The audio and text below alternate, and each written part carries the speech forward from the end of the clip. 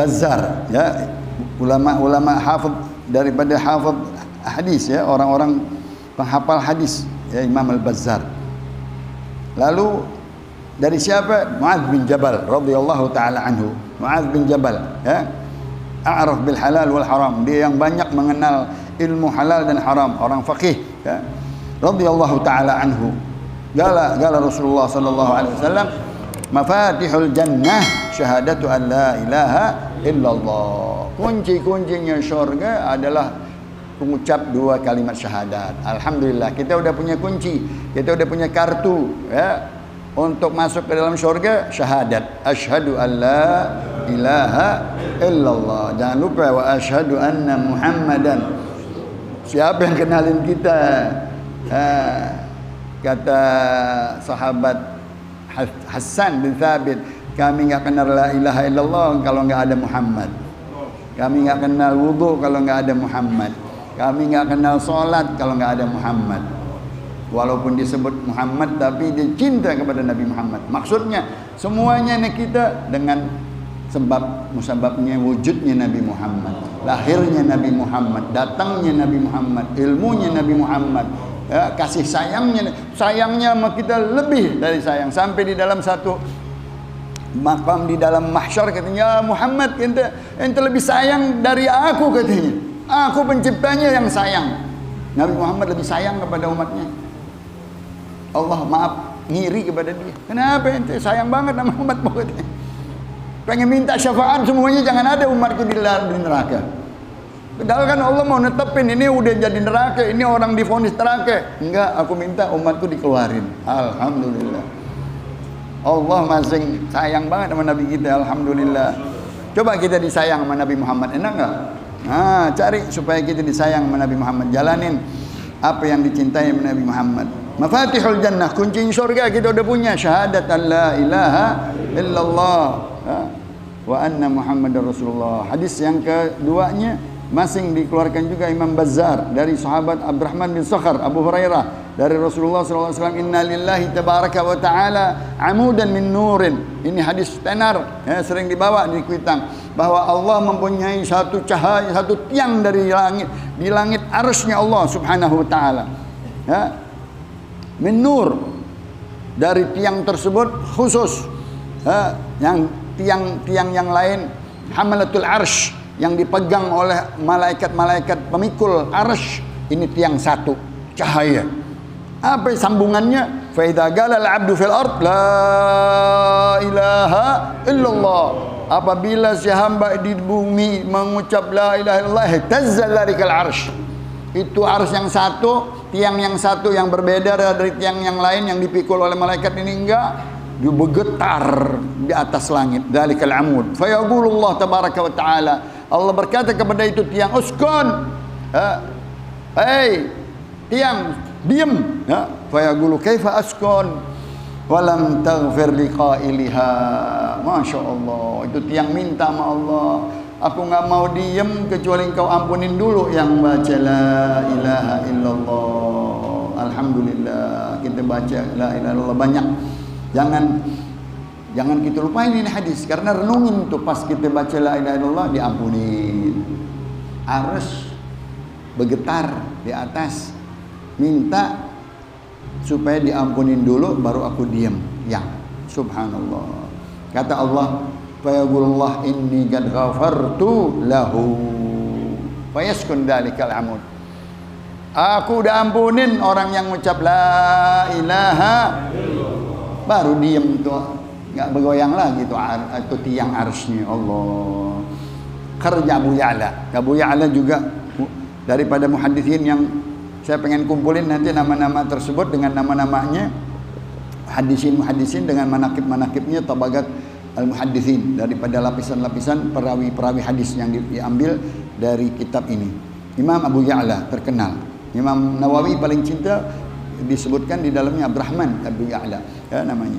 An Anas bin Malik, dari sahabat Anas bin Malik radhiyallahu anhu, qala ma min 'abdin qala la ilaha illallah fi sa'atin min lailin aw naharin illa tamasat ma fi sahifah min as-sayyi'at. Masya Allah, tidak seorang hamba mengucap la ilaha illallah di saat malam, di siang hari, melainkan dihapus di buku hariannya daripada dosa-dosanya. Kita punya buku harian, dari jam pagi udah ngomongin orang, dari pagi subuh ngobrol, dari pagi subuh udah maksiat, udah, nah dicatat sampai bohor, sampai sore, sampai maghrib, sampai isya, dosa itu buku penuh. Tapi kalau kita mengucap Habib Salim bin Jindan yang saya dapat, kalau engkau mau tidur kita cukup baca la ilaha illallah Muhammadun. Ini orang bodoh kelas TK, di bawah TK.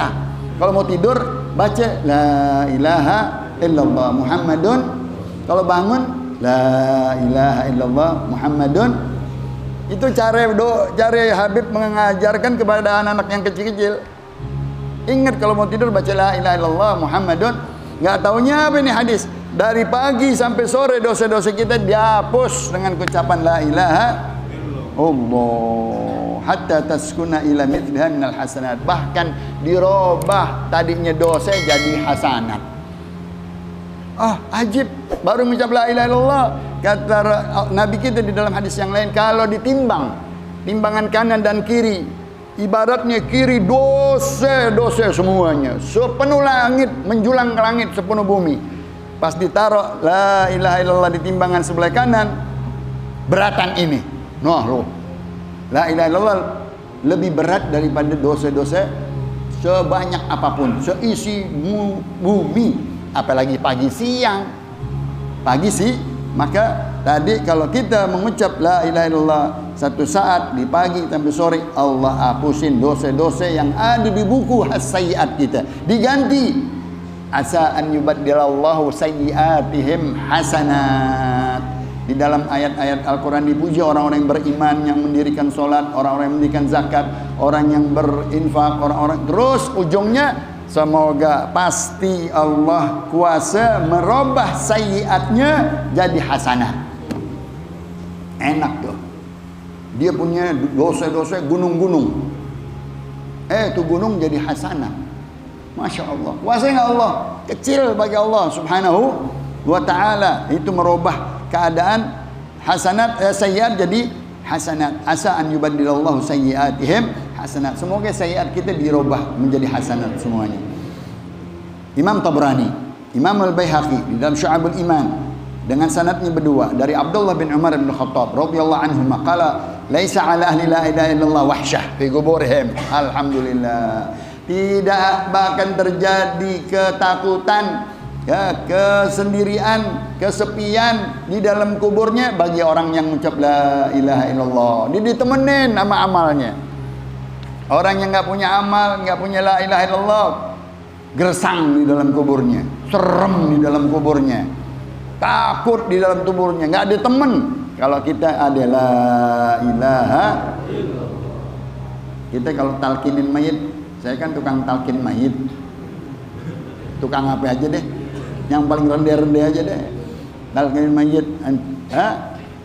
Apa kata talkin mayit?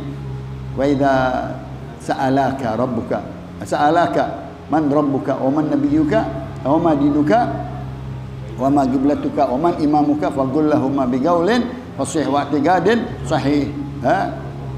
Allahu rabbi wa muhammadun nabiyyi wal islamu dini wal ka'batu qiblati. Terus terangnya qulu la ilaha illallah. Katakan kepada dia, aku adalah mengucap la ilaha illallah Muhammadun Rasulullah.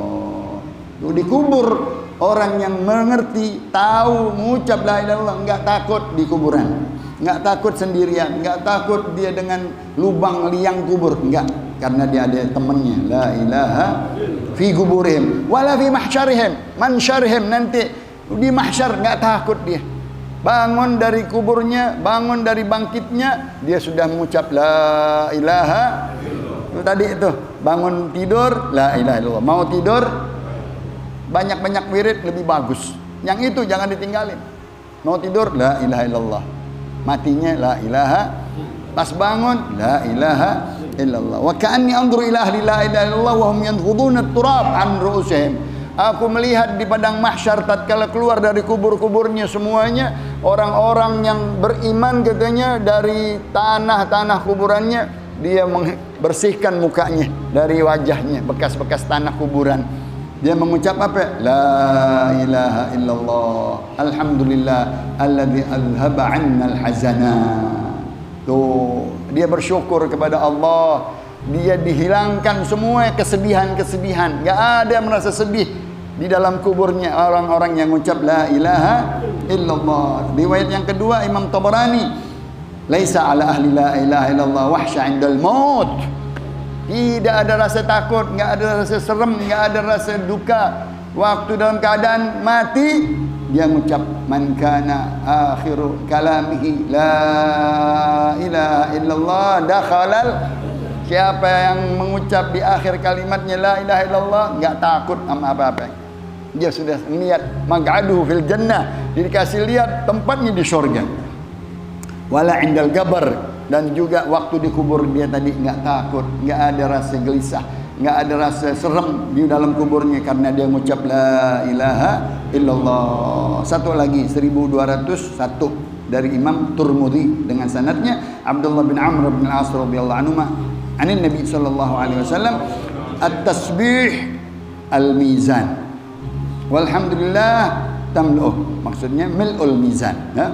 Walhamdulillah tamla'uh wa la ilaha illallah laisa laha dunallahi hijab hatta takhlusa ilaih. Masyaallah, kita mengucapkan subhanallah di dalam hadis mil'al mizan, subhanallah walhamdulillah tamla'ani ma baina samai wal ard.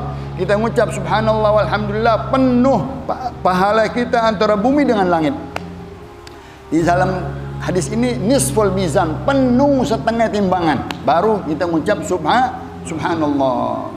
Walhamdulillah tamla'uh. Kalau kita mengucap lagi alhamdulillah, penuh timbangan kita. Subhanallah walhamdulillah la ilaha illallah. Yang ketiga, laisa laha dunallahi hijab.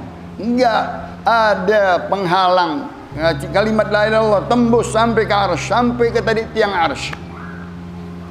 Ucapan kita la ilaha, kan hijab-hijab 70.000 hijab, tahu-tahu ada tiang arsy nembus. Tiang arsy bergetar dengan ucapan kita di sini. Masya Allah, nggak ada halangan, nggak ada apa.